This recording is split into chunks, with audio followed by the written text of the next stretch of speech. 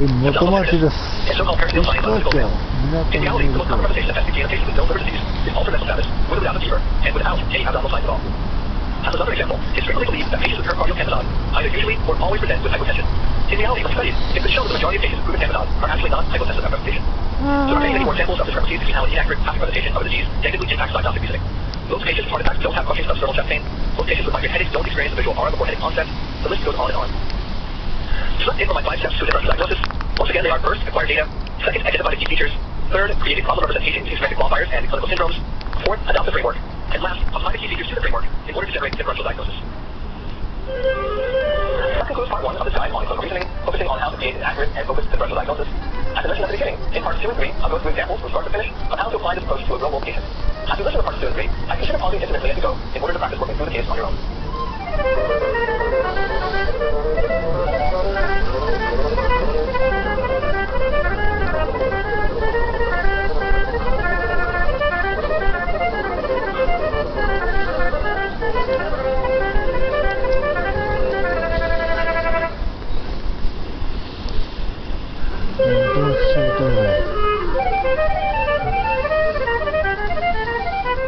This is part 2 of a guide to clinical reasoning for how to create an accurate differential diagnosis of a patient's presentation.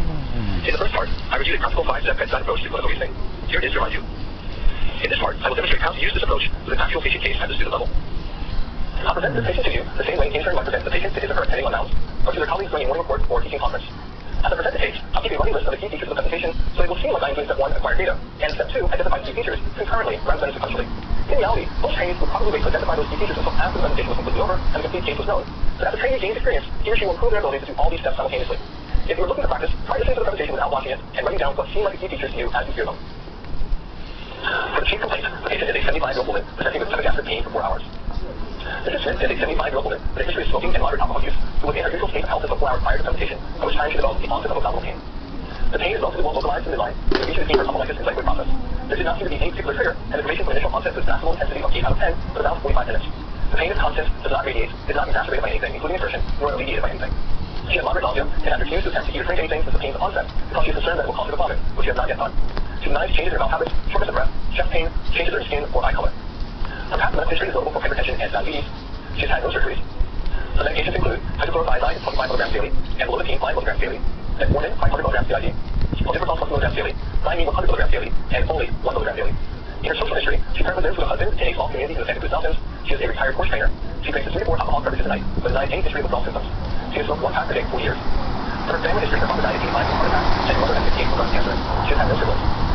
When asked if she had any particular theories or concerns as to what is causing symptoms, she said she has no idea, but her husband is concerned about contamination from a new well that was built on a property for drinking water 1 week ago. On exam, she is an elderly woman, appears to faded age, in moderate to upper secondary abdominal pain. Her temperature is 99.8, heart rate 110, blood pressure 132/80, respiratory rate 26.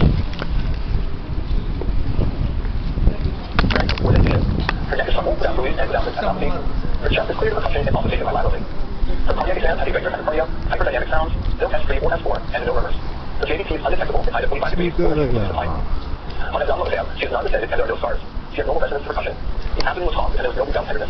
She has marked tenderness, however, to palpation in the epigastric region and mild tenderness in the periumbilical region. She declined palpation. There are no masses noted. Liver edge is 1 centimeter below the top margin and is non-tender. She declined examination of the spleen due to the fear of exacerbating the pain. Bowel sounds are unusually quiet but present. Rectal exam with normal tone, no tenderness, and minimal blank negative brown stool. Musculoskeletal exam reveals full range of motion in all joints without any abnormalities. There is no edema or clubbing in her extremities. On neuro exam, she is oriented to person, place, time, and situation. She is fully conversant and appropriate. Speech and language normal. Mark is normal. Cranial nerves 2 to 12 normal. The power rate reflexes 1.5 laterally. Thorough strength testing and gait were deferred due to patient discomfort and exam fatigue. For labs, her TBC revealed T white blood cell count of 15 with 85% neutrophils. Her hemoglobin was 14.5 and platelets were 325. Base metabolic panel was normal. MLT's notable weight total bilirubin was slightly elevated at 6.5, all of which was indirect. Amylase was slightly elevated at 135 and lactate elevated at 110. CK and troponin are normal, but your analysis is normal. NDKG just shows sinus tachycardia with no other abnormalities. CT scan of the abdomen and pelvis has been ordered, but not yet completed.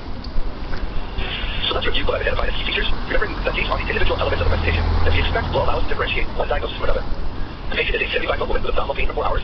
It is epigastric, well localized, progressive over 45 minutes, is constant, with no exacerbating or mitigating factors, and associated with nausea.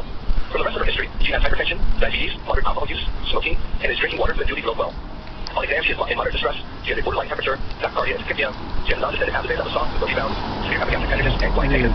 The T-test results are a white blood cell count of 15, normal basic metabolic panel, mildly increased indirect bilirubin, lipase, level troponin and CK, and an EKG with only sinus tachycardia. If we return to our 5-step approach, we see that the next step is creating a problem representation.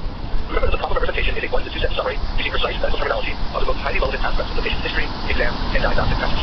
That is, a summary of the most important of the key features. Which of the key features you see absolutely most important? Obviously, it's a matter of judgment and opinion, but here's mine. And to quickly review the structure of the problem representation, which is noted in the part 1 of this video, also sometimes referred to as the summary statement or the impression. The problem representation starts with the age and gender, then a highly relevant past medical history, then the primary symptom using semantic qualifiers, and ending with a highly relevant diagnostic data using clinical syndromes when possible. So for this patient, we would start with, Mrs. Smith is a 75-year-old woman. Then for the highly relevant past medical history, I would probably include the hypertension, diabetes, and smoking, which can summarize as multiple cardiovascular risk factors, and the alcohol use. The primary symptoms using semantic qualifiers might have something like acute constant epigastric pain.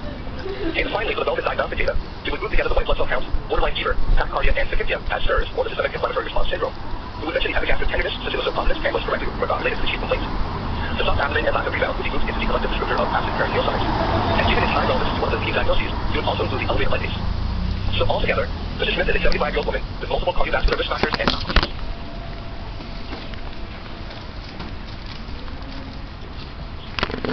The next time you are in rounds or in a teaching conference, and the senior physician asks you to summarize the case, if a statement similar to this one effortlessly comes out of your mouth, I guarantee you, everyone in the room will be impressed. So now step 4, adopt a framework. As I discussed in part 1 of this video series, no problem representation has only one correct framework. Organization of a particular framework may just appeal more to some people than others. In general, when the primary problem is some form of abdominal pain, most people find an anatomic framework works best, particularly one which subdivides the abdomen into quadrants or regions, in which a disease of a specific organ is listed within a region under which it lies. So for this patient with epigastric pain, the epigastrum would obviously be the most critical anatomic region to include. Organs that physically lie directly. 元町捜索。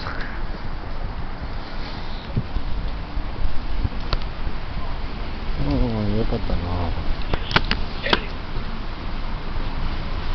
And minor things such as food poisoning and gastroenteritis, and the uncommon but potentially lethal problem of bowel infarction. In addition to epigastric structures that physically sit within the right and left upper quadrants can cause pain that appears to originate from the epigastrum. This is known as referred pain. So therefore, we should also include the right and left upper quadrants in our anatomy phase framework.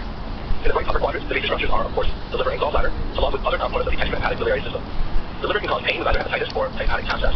The biliary system can cause pain with inflammation or infection of the gallbladder, known as cholecystitis, inflammation or infection of the bile ducts, known as cholangitis, or intermittent obstruction of the bile ducts without inflammation or infection, a condition known as biliary colic. In the left upper quadrants, there is really just one unaccounted organ, the spleen. The spleen can cause pain with either a splenic infarct or a splenic abscess. This particular list is not meant to be unusually comprehensive. For example, I have not included the transverse colon, which crosses through the epigastrum, though pain in the transverse colon more typically localized to the perianal region. Also, because structures in the lower quadrants and retroperitoneal space and, on rare occasions, mediate to the upper abdomen, it would not be unusually thorough with the framework, but can also include structures and diagnoses such as appendicitis in the right lower quadrant, diverticulitis in the left lower quadrant, and even an affection of the abdominal aorta in the retroperitoneum. So the presentation does not really suggest any of these. In the framework stage, the goal is to produce a structured list of diagnoses in the general problem representation, without yet applying specific key features. One non-epigastric and in fact non-abdominal region that I would definitely also include in this framework is the chest. We've heard pain in the upper abdomen, but intracranial diseases is a common phenomenon. Organs in the chest to consider include the esophagus, from which pain classically radiates to the epigastric area as incurred. Some hearts can also refer pain to the epigastric region as seen in acute coronary syndrome, that is either unstable angina or an MI. Finally, the lungs. Pain from pulmonary embolism can be referred to the abdomen, although more typically is to the right or left upper quadrants and not the epigastrium. Now that we have the framework, we move on to the final and hardest step, applying key features to that framework. So here's our framework once again, and here are our key features. As we'll start this process, the brute force method will simply be to take each diagnosis listed one at a time and review each individual key feature to decide if it impacts the possibility of the diagnosis and what that impact was. That's an obvious very easy and time to do. In excellent position, we'll probably start with the key features, focusing on the ones that were identical to products, most unusual, or those that clearly clumped together, that they establish specific diagnoses were impacted by those features. For the purposes of demonstration, I'm going to take an approach here somewhere in between, by going to each diagnosis one at a time, but only mentioning those key features that seem particularly relevant.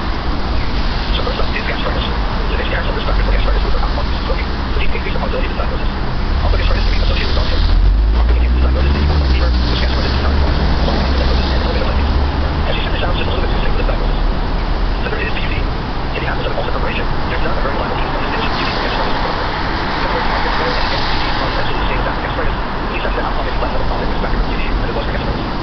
Pancreatitis. The alcohol use is definitely a risk factor here, which are used for the diagnosis. Pancreatitis is also usually associated with a systemic inflammatory response syndrome with elevated temperature, heart rate, and white blood cell count, along with a severe epigastric tenderness. The elevated lipase is thought to be relatively specific finding pancreatitis, increasing the probability of the diagnosis, though the degree of elevation is so great as to eliminate other possibilities. Acute pancreatitis is almost always associated with nausea and severe nausea and death. So the presence of nausea can make bigger than the diagnosis. Our which response against pancreatitis is the fact that pain has no exacerbating or indicating factors. The pain of pancreatitis is likely improves the symptom or leading forward, which this case does not describe. However, the sensitivity and specificity of the symptom feature, to the best of my knowledge, has never been studied. Therefore, we don't know exactly how much to weigh this in our assessment of the probability of pancreatitis, but using my experience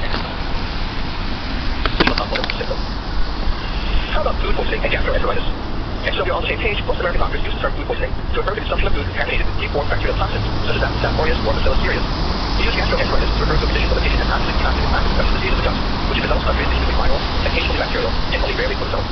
Keep in mind that this distinction between the two diagnoses may be different in your geographic region. So for food poisoning, the association with nausea is argued in favor, although the lack of vomiting is atypical. Unlike in gastroenteritis, the lack of diarrhea is not inconsistent with food poisoning. Although one might speculate that the new bowel could be a risk factor for this diagnosis, well water does not become contaminated with deformed bacterial toxins, the same way that food sitting out at an SC salad bar might. One argument against food poisoning includes Reser's physiology. Food poisoning can cause a number of pseudoscience findings, which usually have the consequence of severe dehydration or vomiting, which he has not been doing. It also is not typically associated with the high lipase. With gastroenteritis, once again the nausea argues in favor, but this time the lack of diarrhea argues against. Wells certainly can become contaminated with the parent bacteria, but for this to happen, the brands do well. It would imply that they literally drilled it into a passive pre-inoculated bird, with not knowing more details about the well's location. Seems quite unlikely. Depending upon the position of pathogen or severity of illness could certainly be consistent with a severe form of this, but as with most diagnoses on here, gastroenteritis is not thought typically caused by high lipase. For bowel infarction, for cardiovascular risk factors, who are at risk of this, this will definitely result in constant pain, appearance of distress, SIRS, and can even cause elevated lipase. Really, a bowel infarction would explain the presentation quite well, except for the fact that a bowel infarction is relatively uncommon compared to most other diagnoses listed. A key feature that would help further assess the possibility that the presence or absence of elevated lactate, which was not mentioned in the presentation, was a normal basic metabolic panel suggests that there is not elevated anti-gas acids present, and that sort of argues a bit against bowel infarction diagnosis. I'll be pretty quick with the organs of the right and left upper quadrants, because the presentation doesn't particularly support any of them. The unremarkable LFTs in and of themselves rule out the hepatitis. Hepatic abscess usually has symptoms localized to the right upper quadrant, and is also associated with LFT abnormality and anormal lipase. Cholecystitis also typically causes right upper quadrant symptoms and signs, particularly right upper quadrant bitterness, along with elevated alkaline phosphatase. Although it's not enough to make the diagnosis likely enough to seriously consider at this point, acute cholecystitis has been described as a cause of elevated lipase. The same analysis for cholecystitis holds true for cholangitis, with the additional negative argument that the patient has no elevation of direct or conjugate bilirubin. That is, no evidence beyond this. The patient is simply too sick appearing in this pupillary column. Plus, as its severity implies, the pain in this usually flashes in waves instead of being constant. The patient has risk factors for ischemic infarct, though this usually does not radiate the epigastric area and is a relatively rare diagnosis. Same for ischemic abscess. Moving into the test, the acute severity of illness rules out GERD. For acute coronary syndrome, the patient does have numerous risk factors, and a combination of epigastric pain and nausea is not an uncommon way for ACS to present, particularly in either a woman or a diabetic. The reason which is not fit is a severe epigastric tenderness. Since the epigastric pain is referred from the test, the abdomen itself should not necessarily be particularly tender. Finally, a pulmonary embolism can cause abdominal pain, but as with ACS would not be expected to cause abdominal tenderness. Also, the patient has no major risk factors for PE and has no shortness of breath. While it's certainly possible to present with a PE with just pain, this case is just not what a PE looks like, either in its classic presentation or even atypical variations. Once we have exhausted the framework, we should do one more step before creating the threshold. We should ask if there are any key features which have not yet been incorporated into the framework. That is, are there any key features which don't seem to impact the likelihood of any of the diagnoses in the framework? In this case, there are essentially three. The first is an overcomponent STK. So why was this piece of information not incorporated into our framework discussion? It's because they were actually misidentified as key features. That is, there are no causes of 4 hours of epigastric pain in which we would expect the point where CK to be abnormal. Even in the event that the patient had an increased 어그러니까 enzymes become elevated, and so therefore昔그거도 the 기막혔네. second key feature is the Y negative stool. This key feature was critical in establishing the proper representation of SEP3 because had she been Y constant, the proper representation would not have been acute constant epigastric pain associated with SIRS, but would have been something more like acute epigastric pain associated with Y constant stool. This in turn would have dramatically changed the framework we came up with in step 4 and our subsequently figured out.